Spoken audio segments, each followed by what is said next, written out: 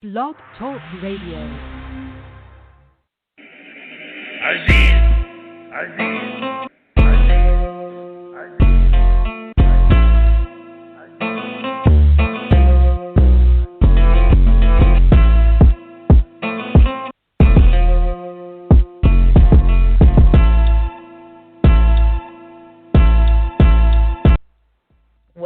Welcome everybody to Black by God Live. I'm your host, Crystal Good, with my co-host, JohnShabazz L.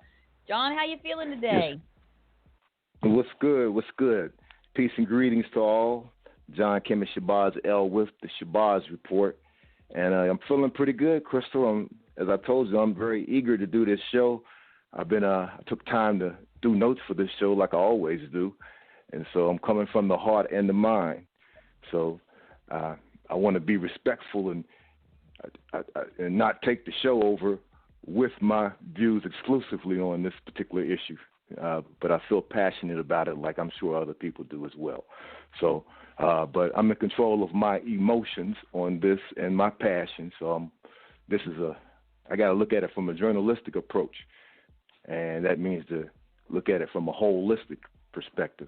So that's what I'm doing, a balanced perspective on this, even though it is a passionate issue. So, okay, sis. The topic today is surviving racism in West Virginia. I mean, yes. anyone yes, who speaks to that knows how what runs through my mind when I think of the survival tactics to survive racism in West Virginia. And, West Virginia is just a place in America, and America is just a place in the world where racism exists. So, John, this is a platform that we're developing, and everybody that's been along with us on this journey knows that it's two-way communication with us. So if anybody wants to call in or message me if the show's happening, so that they can be a part of the dialogue or have a question, reach out. But I'm really, really excited to hear what you've prepared for us today. So go for it. Okay. Well, sis, I'm going to take back over and tell you that to start out, we'd have to be able to get a clear definition of what racism is. And in passing, I also want to be able to say, I want to give a shout out to Muhammad Ali because today is his day. It's his birthday, okay? To the greatest. One of my models and examples for anti-racism or fighting back against racism. But Dr. Frances Cress Welsing, she gives us a clear definition, and I'm going to take from her in terms of what racism is. She tells us that racism, white supremacy, is the local and global power system and dynamic structured and maintained by persons who classify themselves as white, whether consciously or unconsciously determined, which consist of patterns of perception, logic, symbol formation, thought, speech, action, and emotional response as conditioned simultaneously in all areas of people activity. Now, she has a long definition of what it is, right? But I'm going to cut that, make that succinct. That's why I said that we're going to have to do a series on this, because even with my own training in this, I had a training back in 1996 where I received a scholarship from the Mercer County NAACP in undoing racism while I was in Farrell, Pennsylvania as a community activist. I want to put that on the record, and it's very important that it be known. They put forth a power dynamic assessment at that time, which went against or was different from the needs assessment, okay, which was commonly known amongst grassroots activists. But this group had a power assessment where they took in consideration the power dynamics of racism, okay, how it's institutionalized. And previously, other groups you might get diversity training, but it's never looked upon from a power dynamic. Okay. So having been the benefit of those workshops, I want to be able to state that on the record. Real quickly, I got to be able to give my models, and I mentioned Muhammad Ali, but I don't want to miss my own step-grandfather, Clarence Mormon. Real quickly, I got to get this in. He was the National Association Church of God Campground groundskeeper in West Middlesex, Pennsylvania.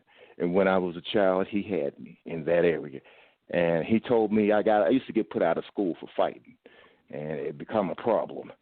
But he told me one time, he set me down 5 times and told me that he had come from the South because his boss disrespected him, and he knocked his boss out, okay, and dumped a bucket of human waste over top of his head.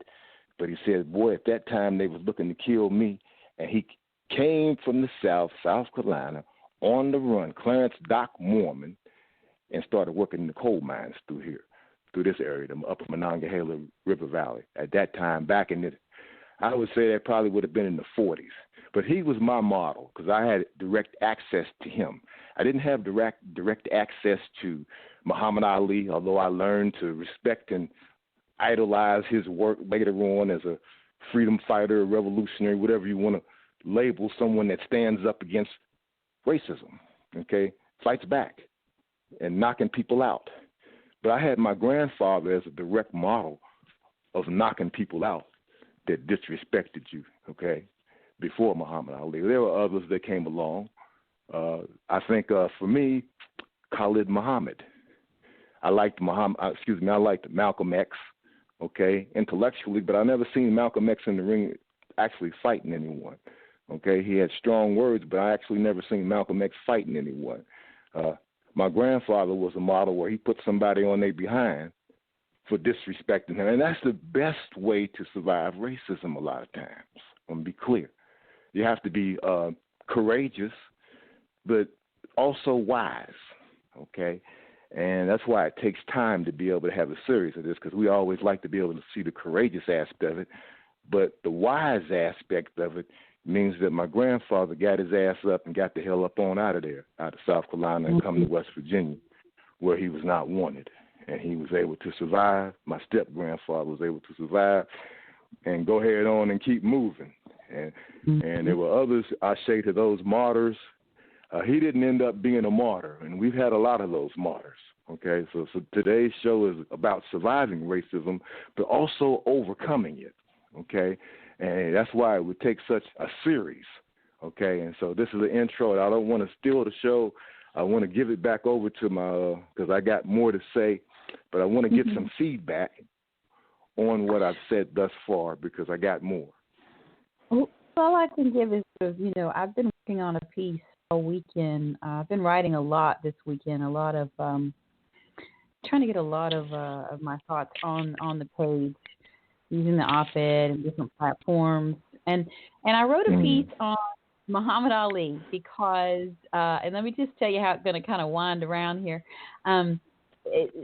Recently, on Breonna Taylor's birthday last year, my family, we went to her memorial in Louisville, and it was her birthday, and we went to pay our respects and to participate in the cries for justice.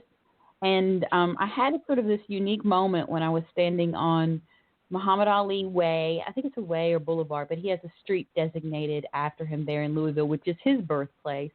And there was a sign on Martin Luther King Way that was to mark the mystical moment of Thomas Merton, who was a monk.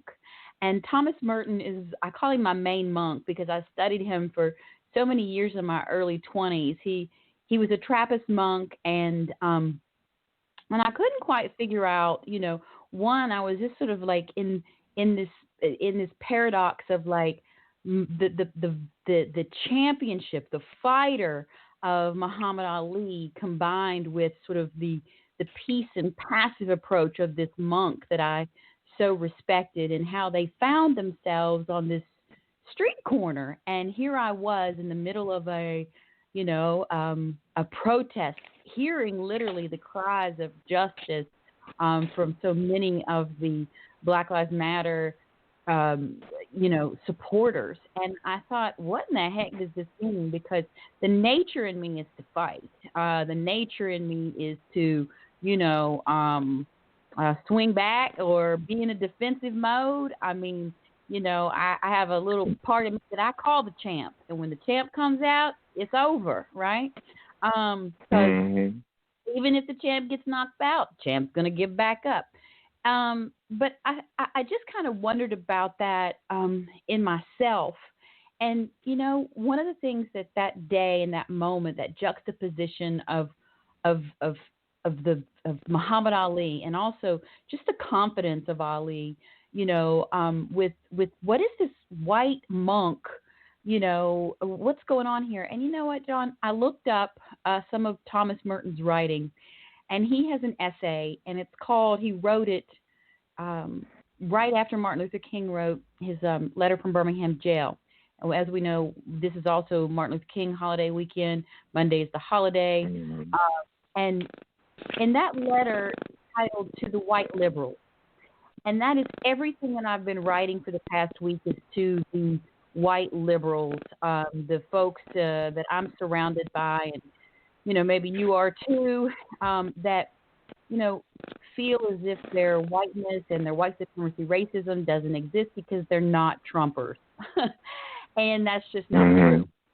But my point to this is that what Thomas Merton wrote in his letter to white liberals was that the greatest thing we can do is help the white man save himself from being white. And that's the thing that when I think about surviving racism in West Virginia, quite often the conversation is framed around, and white people are curious. How do black people, we'll have people listening, I'm sure, how do they survive racism? But what I'd like to see in another series that we do is to really explain how racism is so detrimental to white people. I don't think they understand that this condition, right, affects them greatly. And, that's one piece of what I love that you brought up with Dr. Frances Cress Wessling, that she was so clear in her teaching. And she was very clear in always saying white supremacy, racism, but also how that was the condition of insanity. So, John, that's right. One of the other heroes that you mentioned there, and I'll pass the mic with this. I grew up with at different stages and in different places of class, and also caretakers. Sometimes my caretakers were white. Sometimes my caretakers were my black family. But one specific thing that stood out for me in my life is when my white grandfather refused to let me read the autobiography of Malcolm X. And so that was a pretty pivotal moment for me in my young adolescence, that I literally had to sneak to read a book. And I think that also kind of, made me want to get through the book that much more. And I'm so glad that that book was transformational to me, to see his life and to be exposed to, to his teachings. And also that Christianity is not the only way, which is another piece of indoctrination. And I think that I absorbed in this culture that's very, very dominant in West Virginia, which is, Christian-based, et cetera. But, John, that's my 2 cents. I just want to listen, and I'm happy to be here because this is really important. I think that we all can bring our stories to the table and our perspectives and really be heard. Okay, sis. And I was listening intently, and in response to what you said, I want to make sure I let it be known that part of the healing and having a defense mechanism in terms of surviving racism would have to be self-knowledge, getting a clear definition of who and what you are, aside from much of the defamation that has been placed upon black people, African people, whatever righteous divine name we want to give ourselves. We have to be able to identify our heroes and examples of success. For instance, Haiti, the Haitian Revolution in 1791. Okay, I flubbed this at the interview, at the lecture I gave at WVU. I missed the date. I got to get it right here tonight. 1791 up until 1804 ends up being a model of success, whether anybody wants to admit it or not. Okay, and that's one of the things that you have to do. You have to look at past examples, or be able to be wise enough to look at past examples, and then also be courageous enough to implement those examples where necessary and where possible. You might have to make innovations here and there. And somebody's going to say, is he saying that what happened down in Haiti should happen through here? I'm not saying that, but I am saying that that's a legitimate model of black national liberation. And I'm a freedom fighter, but I'm also a diplomat as well. Okay, well, and John, part of the healing part. Let's real quick, and we got a caller coming in. Let's see who's called in. Hello, you're live on By God. Hello. Hello. Hello. You hear me? Peace.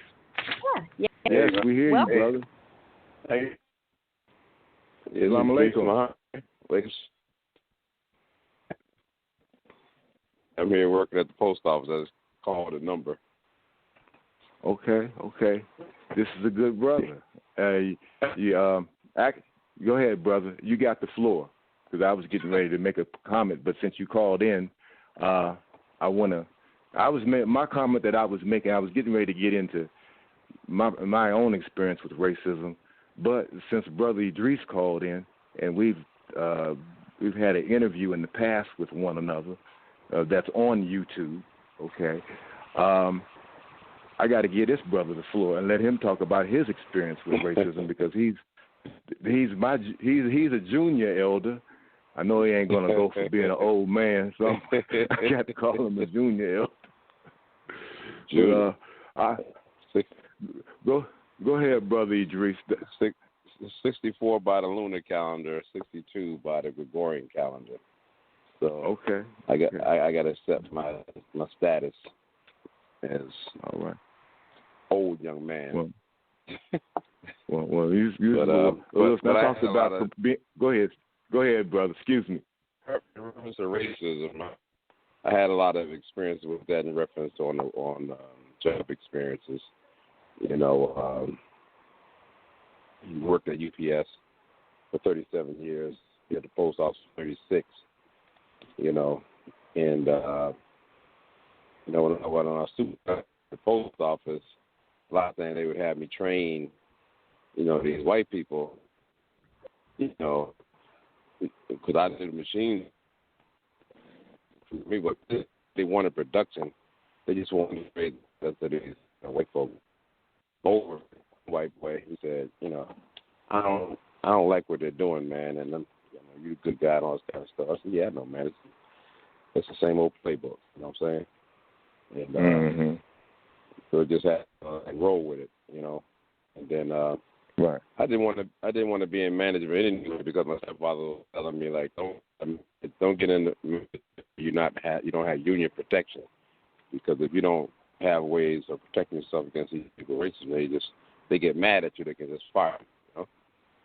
So, but at UPS, which is more of a hostile situation, I had to change it up there, more hostile there, because I was dealing with white hostile rednecks. No, brother, I'm gonna stop you for a second. When you say hostile in the sense of that hostile working environment, you come to work, you don't feel at ease, that kind of thing, or doing direct things to you.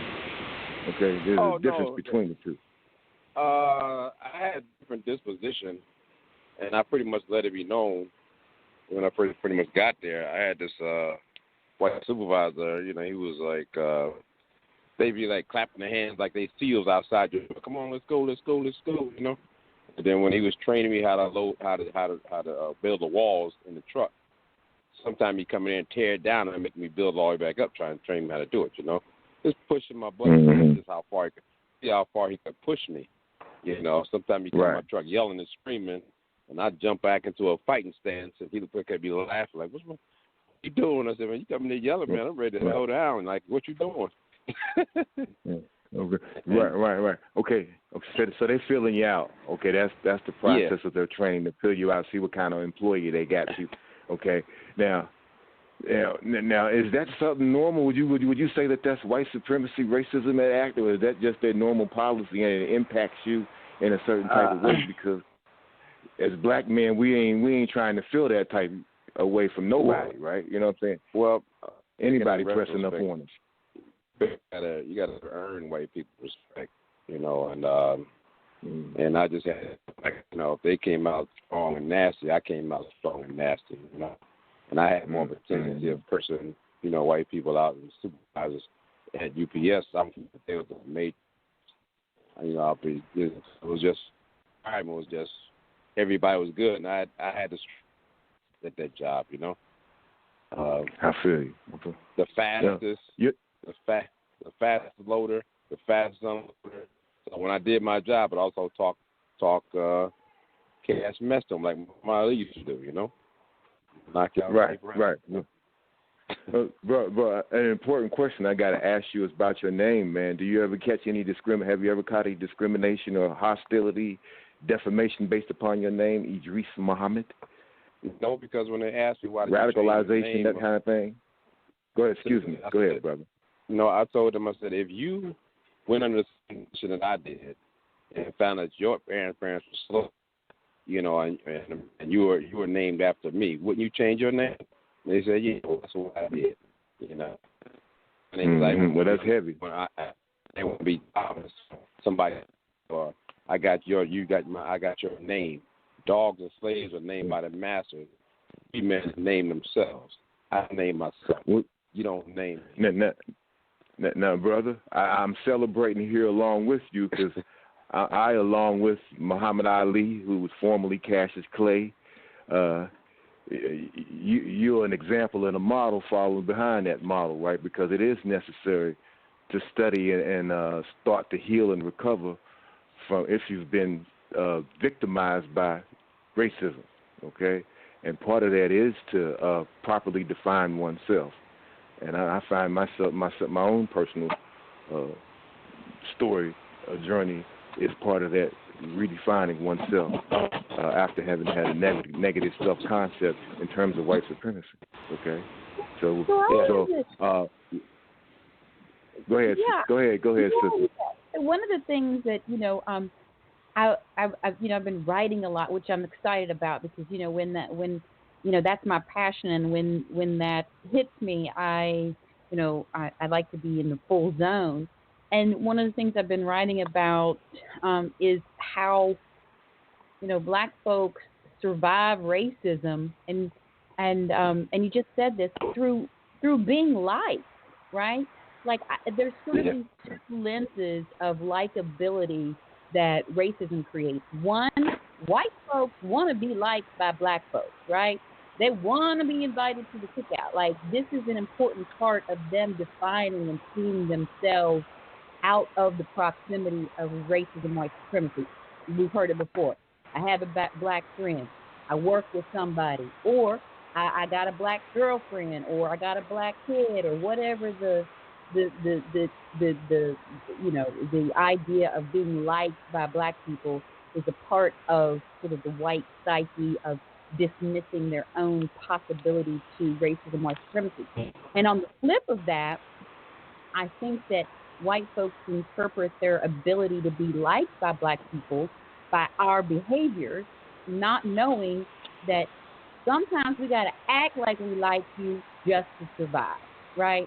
Like, it's not about, it's like you got to pick your fight. You know what I mean? Like, I have to move through the world, and this is something that I'm changing in me. This is the 2020 reality check I was sharing that sort of came to me when I was standing on Muhammad Ali Way on Breonna Taylor's birthday, just trying to reconcile some of the things going on in the world. And I decided that, it wasn't important for me. It was more important for me to speak the truth to white people that they needed to understand what whiteness is, and they have to get rid of this. This is their condition. And well, in that, it's an extension of colonialism, Crystal. Now, I mean, just keeping it real, right? I mean, it's an extension of. Just want to finish my point. Okay, excuse me. Yeah, and that is that, you know, part of how we survive racism is to be liked by white people, right? To be the fastest loader of the truck, to be, you know what I mean? This is a survival, you know, technique. And I think that, you know, I don't think white people take that into consideration. I think quite often we don't think of the things that we do just to survive.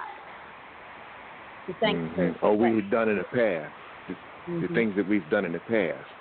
I mean, see, there's a distinction there in our personal realities depending upon how we come up individually, okay? Because let's take Malcolm X's story real quickly. Let's take Malcolm X's story for example. Okay, he came up out in Omaha, Nebraska. But if you read his story in the Malcolm, he was smarter than his peers. He was the class leader, okay? He was smart, but his teacher told him, he wanted to be a lawyer. His teacher told him to be a carpenter because nobody wants a nigger lawyer, okay? So he was hit with this systemic racism at that time. However, he was a remarkable child. So he goes on to be remarkable notwithstanding racism, systemic racism, trying to suppress him, okay? Now, does he survive systemic racism, though? You see the example of it where he's assassinated, okay? He leaves a legacy. The Black Panthers are the legacy of Malcolm. They're they're the children of Malcolm X. Anybody that knows anything of and study, see, we have to have knowledge of self so we can study our history and trace our path. And this gives us the confidence that we need to be able to have to survive and overcome racism when you properly define yourself, okay? And you can't do that with public education. It took 10 years for me to be able to do it. And Brother Idris, I'm going to turn it over to Brother Idris. Are you still on the line, Brother Idris? Yeah, I'm here. Okay. I don't know how much he's willing to share, but he shared his journey in terms of self-knowledge, okay? And it feels to be able to good to be able to have brothers on the line that can share their journey in order to have self, because it is necessary for us to give up the names which were branded under us under slavery, which was a crime. We have to heal in order to be. Some of us, maybe not all of us, want to be able to do that, okay? But it was one of the things that Malcolm, you like Malcolm today, but you wouldn't have liked him when he was pushing that on you. Some people would have been like, man, that nigga out of his mind. Excuse the language. I use the N-word. But a lot of our people would be like, man, I ain't listening. Well, I'm getting away from him. He's going to mess my job up. I'm going to lose my job. Messing with him. And today we have the same thing going on in some types of ways, in more advanced methods. You know what I'm saying? We deal with the class issue in our communities, which is a remnant of being on the plantation, in part. Okay, I mean, you can have friends. There's nothing wrong with that. You know what I'm saying? But really, we still got to do, to some extent, plantation politics because we never got justice. So surviving racism, as far as I'm concerned, knowledge of self and having the courage to be able to go ahead on and get justice, which means you got to study and get wisdom you get wisdom out of your mistakes, so you can perfect yourself and get. Now, what do we need to be able to have? We need to be able to have reparations, for real. You know, we do the Juneteenth, okay, and we've pressed that, okay. Legislation going all over from city to city, state to state on the Juneteenth. Now, we got to claim the narrative on that and press reparations up in that, okay? And that's part of your healing, to be able to press reparations and collect those reparations, standing on the shoulders of those who came before us and press reparations. People like my elder, Sister Amy Rose Parks, she pressed reparations. Sisters before her, Queen Mother Moore, she pressed reparations. Okay, I shaded both of those good sisters, one of whom I had direct contact with, Sister Amy Rose Parks, but I didn't have contact with Queen Mother Moore out of the Detroit delegation back in March 31st, 1968, when they wrote up a declaration for New Africa, declaring 6 states in the southeastern portion of the United States for the New African people. Now, this is my background, Crystal. So, as I told you, I'm an Afrocentric, right? So you're going to get that from me. And so your audience, they get taught by hearing it from me. And I want to say, Brother Idris, he has his own story. I can't speak for him, but I respect this brother because he had to reclaim his identity after having been victimized by what?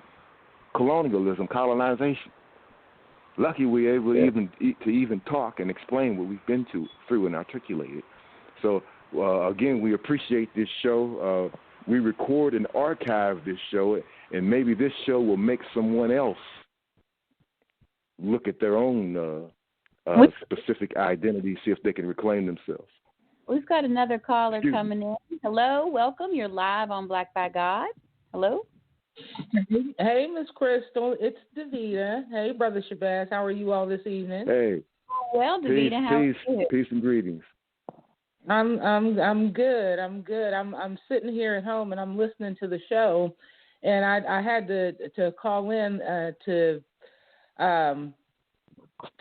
share my experience. I can touch on a little bit of what Brother Idris was talking about because I'm someone that has worked for FedEx Ground in 2000. Hold just one second. I'm sorry, just hold 1 second because I just want to tell Brother Idris that he's on mute. There was a lot of feedback from his line. So if he wants to, I'm not putting him on mute. I'm just putting it on mute because there's a little feedback. I know he's on the job. So I just wanted him to hear me and know that we didn't put you on mute. We just want to kind of block out some of that. So my apologies to both of you all. And Sister Davita, please, I'm listening. Please share. Okay. When I worked at FedEx Ground, now I started my career up here in Morgantown, and I, started as I didn't really load, but like I was a sorter, so I would separate the packages.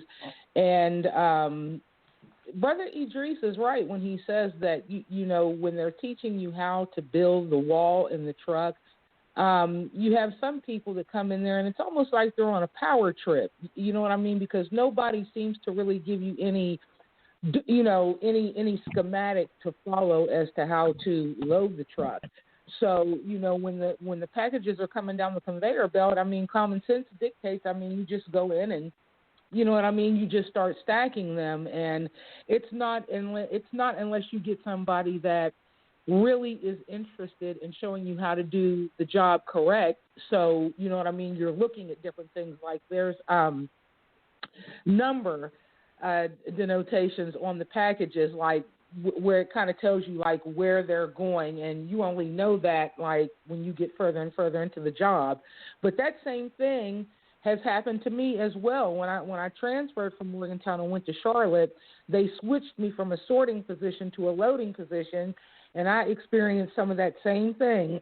You know what I mean? The people that ran the line would get upset because I wasn't loading the truck the correct way, and it almost seemed to me like it was a way to flex their own personal power. But the bad thing about it is that it didn't come from white people. It came from black people. Now, my experience, with it is that white people were a lot more willing to teach you how to do it the correct way. And then when I moved to Charlotte, North Carolina, and I was in a major hub, and it was, more black people, you would see white people there, but the majority of workers were black. And it was there that I experienced a lot of pushback from my own people, which was very dismaying, to say the least. But I'm telling you, I'm sure. It doesn't always come from white people. Sometimes it comes from us, too. Well, see, I have to jump back in here real quickly and say that Dr. Frances Cress Welsing told us that we can't be racist based upon the power analysis, right? And this is one of the issues that comes up when it takes more than one show to be able to deal with it, right? Because it's a difference in perspective. Now, her theory, her analysis, and I use her as a reference, she said that because it's a power analysis and we're the victims of it and we didn't come up with it, us freeing ourselves from racism, we can't be racist. Another example would be the slave that's enslaved. He rises up, takes the whip from his master, and kills his master. And in killing his master, he ends up being a free man. Prior to that, he had been tortured. Now, do we go chase him down and get him? He ends up being a free man. He didn't wait for justice. He went on ahead on and claimed it. Some people say that is Frederick Douglass's heritage. I want to send a shout out to him that he actually killed his father, who was a slave master, because his father was a white man. Okay, that's how he got to be free. Okay. So I just want to drop that while I'm talking about that. We're talking about surviving racism, and you and Brother Idris, y'all shared how when you go through the employment situation, we've had a lot of references on employment racism in the state, which is one of the things that probably popped up in terms of when you get a job, you struggle like hell to get the job, struggle like hell on the job, and you lose the job. You got to go look and get another job.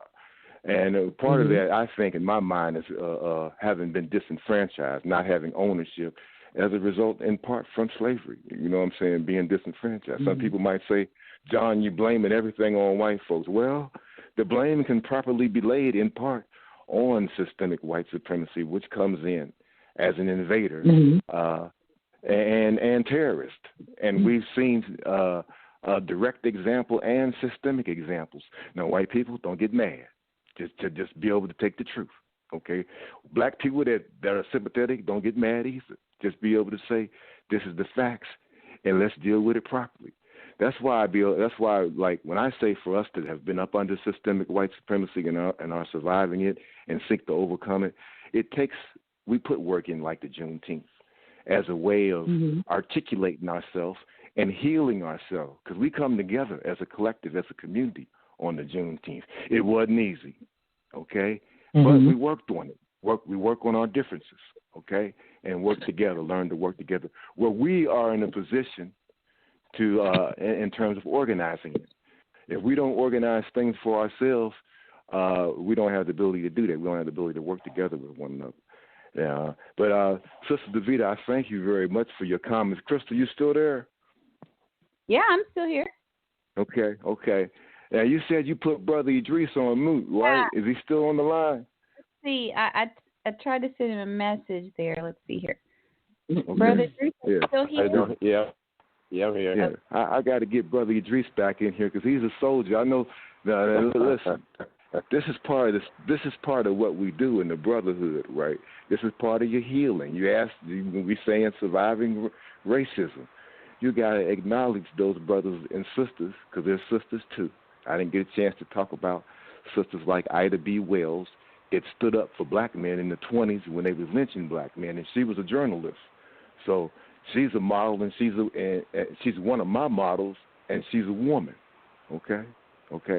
So I'm going to give it to Brother Idris because I want to let him talk about his experience, because he and I got into something when we were doing our interview, and I want, if he's willing to share it tonight, you know what I'm saying, his own journey in terms of how he ended up being Brother Idris. Are you willing to share that tonight? While we got you on the line, bro. Sure. Okay. Okay, everybody hear me? Okay. Yeah, I hear you. Yeah, basically trying to analyze the whole society, and you're right in the middle of everything. You see the world kind of like being devolved in front of you, and it's almost like you're standing in front of a tsunami trying to save them, but it's almost impossible. You know what I'm saying? From high school, I can see. I didn't know, like with reference to feminism, with who was that lady, Steinman, or whatever her name was, who was a Gloria CIA Steinem. agent. Yeah, Gloria Steinem. Yeah. She was doing the feminist movement. She was an operative, for I guess for Caucasians, women's rights for whatever power trip they were trying to do, and then they pretty much like undermined black and tell them like along with them, admit that, then put black women aside. And they put that they put that poison in there to try to destroy the family structure. The family structure is what pretty much helped keep us together, and in my system it'd be one of the chief things that the devil is to try to separate husband and wife. So if you put that type of poison thought into the whole dynamic, then the devil pretty much is one in that regard. That's one of the angles that's being used, and it blindsides people based upon emotionality and things like that. They really can't see it all the time, But that comes from being up under white domination, where they can do that, right? Now you have to study your history to understand how they did that with us, and I appreciate those comments. Go ahead, brother. Excuse me for interjecting there. And then basically with all societies, the world has always been a dangerous place. If you lived in the medieval times or things like that, you might be here today and gone tomorrow. There's always wars. There's always conquests. That's always how it's been. Maybe what happened was the Moorish people run the world at the time. Some different people's analysis of that. Black people ran the whole world. Maritime trade, and Washington and was trying to establish the colonies. It was the Moorish Empire that protected the ships going back and forth with the cotton against the British who had more. So a whole lot of things were going on. It was always a power dynamic. Racism didn't really come into factor until medieval times, because people wouldn't look classified as blacks or whites. People just worked, or you were a slave or whatever like that. So and black people were Romans running everything. And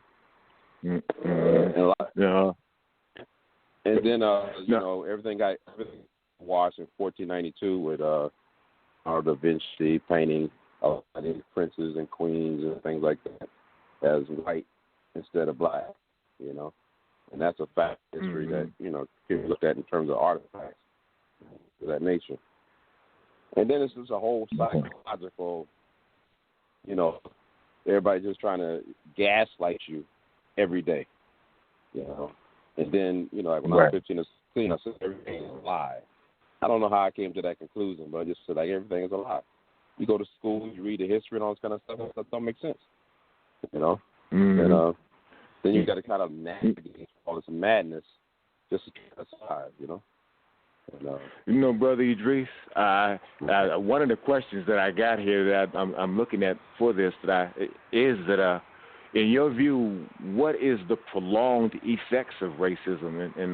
And we could go back to Dr. Cress Welsing, who helped me in terms of being able to get a proper definition and define what racism is, because oftentimes I don't want to say oftentimes, but there could be confusion having been victims of it in terms of being able to properly define it. So I had to be able to go to the scholars, okay, because I didn't have and she gives a long definition of what it is, okay. So, I listened to what each of us have our own personal experiences, with it, what I mean? But I think we had to look to the scholars to be able to give us a studied definition of what it is, because it's got these different angles. Okay, you see it in every, and you have to be able to be consciously aware of it, and be able to properly define it. Brother, I know you and I have talked before in the past, and you shared with me how Islam helped you, and some of the I think we got into some of the stereotypes associated with Islam, being a Muslim, and how how at one time, being in the United States, Muslims were radicalized, and with black people, if you were a black Muslim or having the name Shabazz, that I was concerned about that because you get compounded. Of course, many of us get compounded hostility already, and many have went through a compounded hostility. An example for me, a model that I left out is the first heavyweight boxer, Jack Johnson, who had great skill, talented, intelligent, but he was mocked, ridiculed, and reviled. Okay? Let's keep it real. Okay? Yeah. Let's keep it real. But we got to... Jack also, in his history, I love Jack. But I also recognize, Jack kept him a white woman, and that's also part of his story. I mean, Jack was... I give him the pass on that, Crystal. Okay? I'm going to give... I was looking around to see if he had any children by any... I had to check into that. I didn't see where he had any children, so he wasn't in fertile territory. I don't know. Leave it at that. Certainly a part of his story, but Jack represents, and Jack, was that knew who he was and knew that he deserved, equality and dignity and that paycheck. Yeah. He was colorful. He's very colorful. I watched the Jack Johnson series sometime when I get depressed. I recommend it as therapy for black people whenever they get kind of depressed or get run down with racism and so forth. That's one of the things that I recommend, the Jack Johnson documentary on what he went through. Some of the black people that came through that area, what he had to go through to get the heavyweight championship, because he chased Tommy Burns all the way to Australia to get that championship. Whooped him in Australia in front of his crowd for $5,000. Okay? Yeah. Jack Johnson, he may have threw the Jess Willard fight. Okay? It looks like he threw that fight to get back into the country. Okay?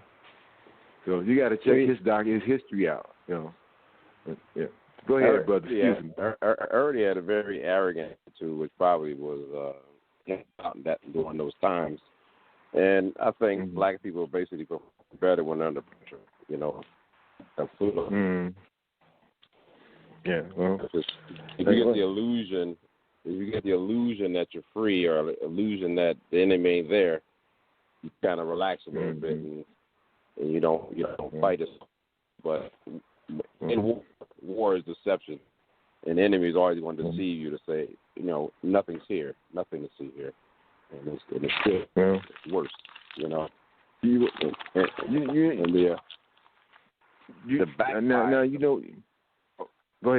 Go ahead, brother. Excuse me.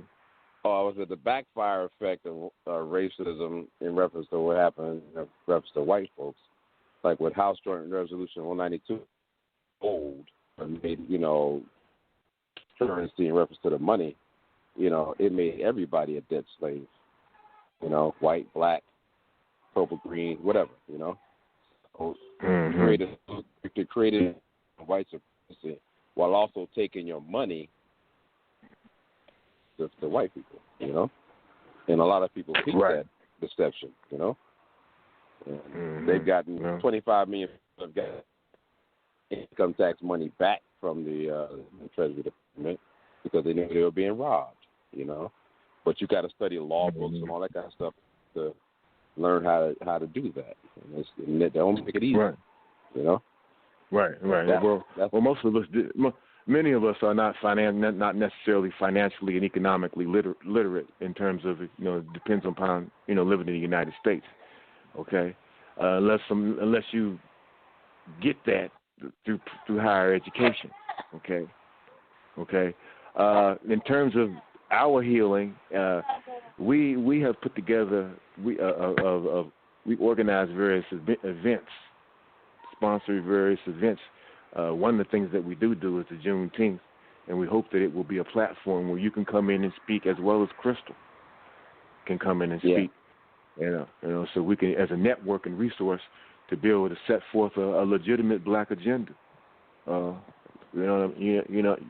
feel me, bro? Yeah. Crystal, are you trying to get in and say something? I'm good. I'm listening back here. Okay. Yeah. Well. When Crystal mentioned to me that, let me say this, I'm gonna just be out with this. She mentioned preparation for a black agenda, okay, which I had thought about, but some people actually, sometimes you got to get support in your ideas, okay, and I never really looked at the idea of taking the time to go throughout the state and get a legitimate black agenda, independent of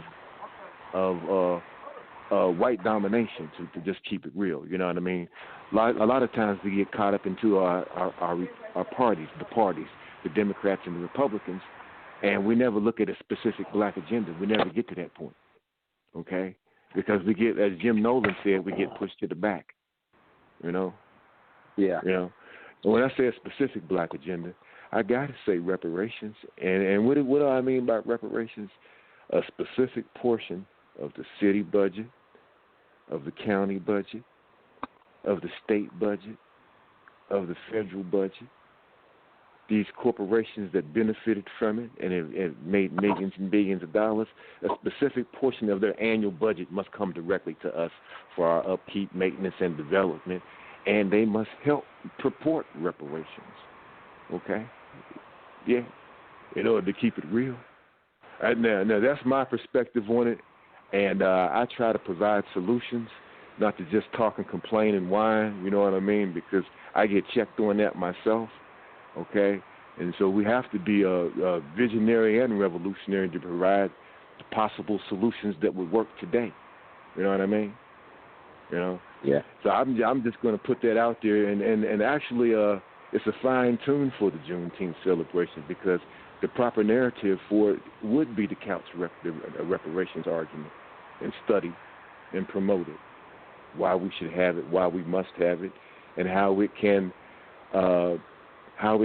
directly address the purported 50-year inequities within the African American community, which there's direct evidence of gentrification. Okay, direct evidence of it. So let's now we have to look at it from our own perspective.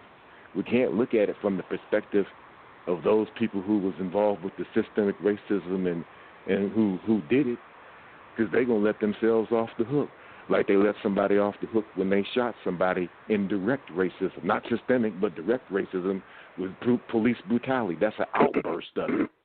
That's of systemic racism. Let's be clear. Hate crimes are an outburst of systemic racism. What is systemic racism? Racism that is ingrained in the structure that hadn't been properly addressed. Some would say white privilege, because that's an aspect of it. Okay? Yeah. However, we see some, I tell Crystal this, and this is the truth.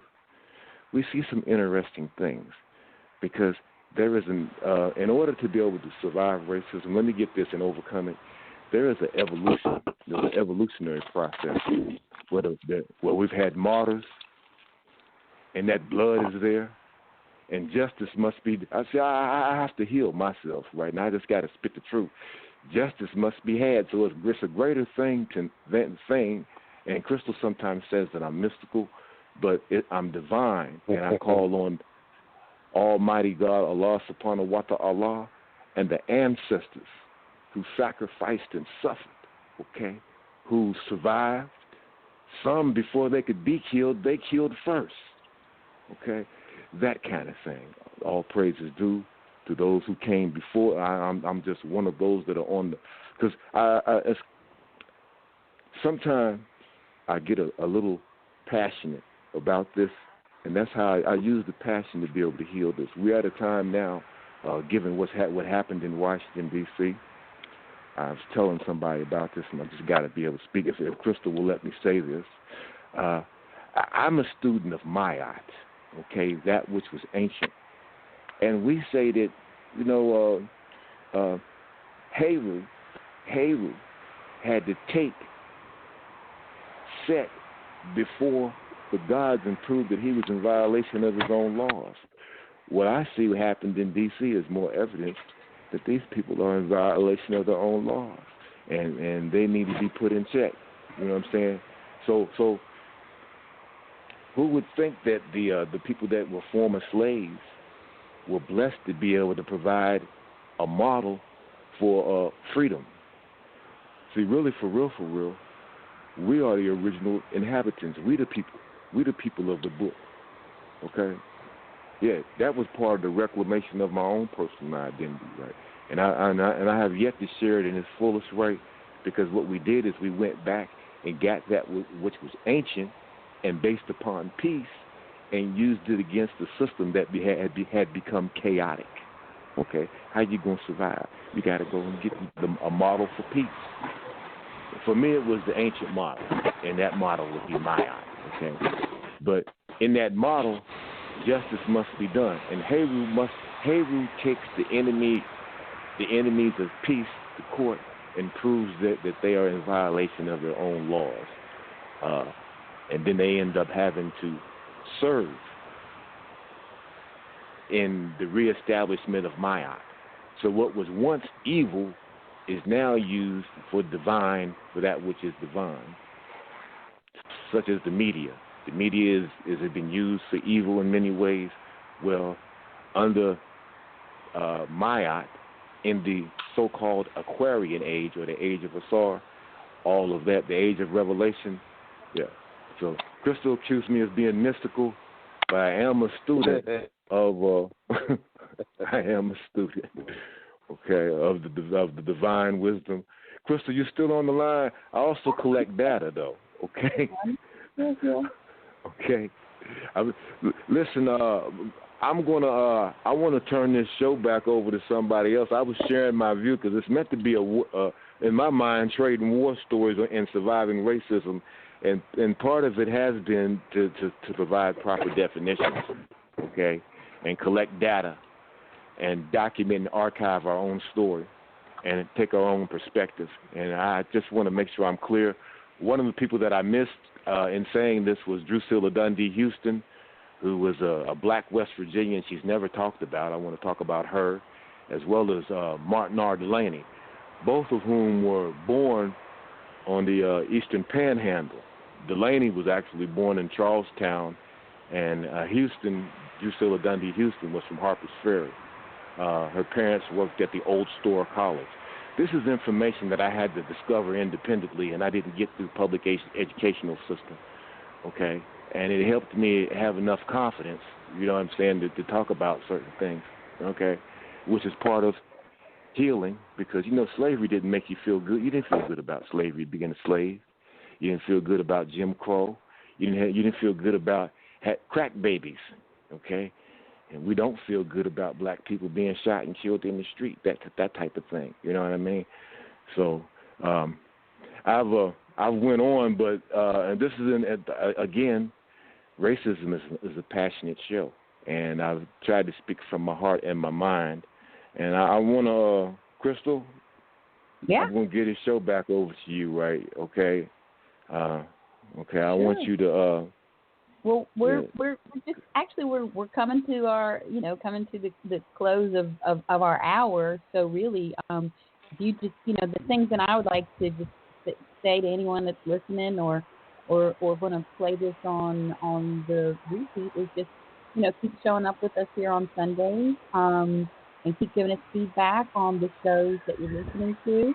I'm working really, really hard let me just say, so this is really amazing what has happened in terms of Twitter.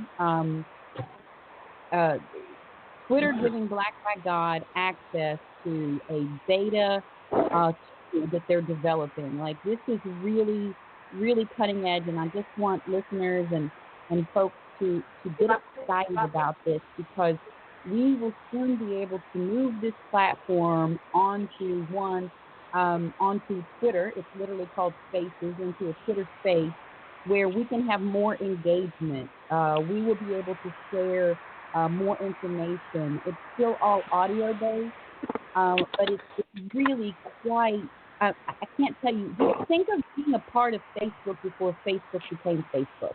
think of being a part of Snapchat before Snapchat became Snapchat, right? So some of these social media tools, we couldn't quite conceive in our minds until we were actually participating in them. They were already there. So what we have is an opportunity, our community, us, to develop this platform in ways that serve us.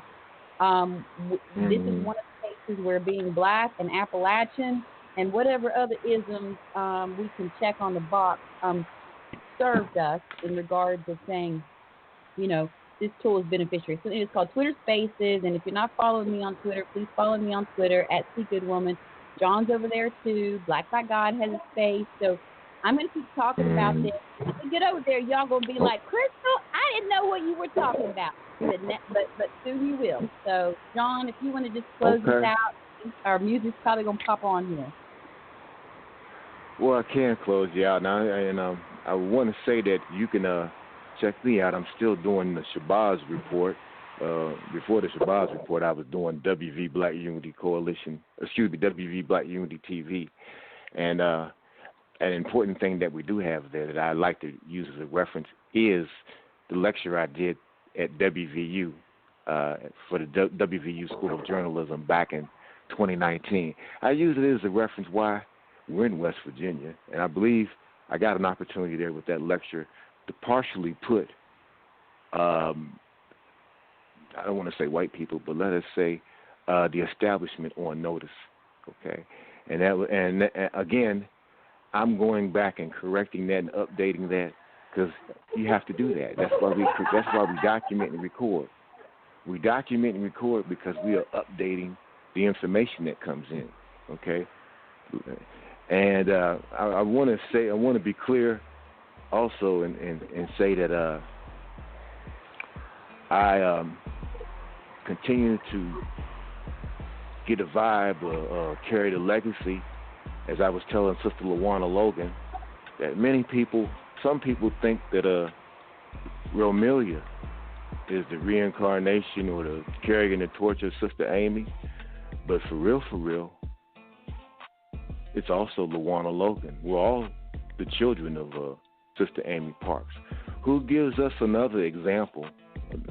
Somebody I had contact with. I didn't have contact with Muhammad Ali, but I did have contact and worked with Queen Mother, Sister Warrior, Amy Rose Parks. So we start out with her and we end with her because she was a blessing unto us, and we lost her, and I'm still carrying her on, along with those other freedom fighters and warriors that came. I needed to mention Dr. Khalid Abdul Muhammad, whose birthday, he's in a star. His birthday was here in January 12th.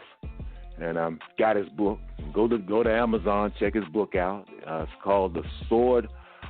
It's called The Book of Khalid. That's what it's called, and I got a copy of it. But also, I'm gonna recommend some books in terms of try to provide solutions. Right, you got to get your mind and your heart and your spirit right. I studied the Metanetta. That's that mystical side you might have talked about. But that helped me in terms of my mental and emotional health and giving me knowledge and of self and knowledge of my place in the cosmos. You know what I'm saying? From an African-centered perspective. It was better for me than Christianity, okay? Keeping it real, because I come up in a predominantly black church, and I remember in the 70s we had an all-white Jesus on the wall, and I questioned it then and continued to question it until they moved him from the pulpit down in the basement. So we're moving forward. Revolution is the solution, but the revolution of the mind and the individual must come first. We must reclaim our African identity. With that said, I want to give a peace and blessings to all the brothers and sisters throughout the land. Are you still there, Crystal? I'm closing, and I hear my music. All right. Peace and blessings. Have a good week. We'll holler at you next week.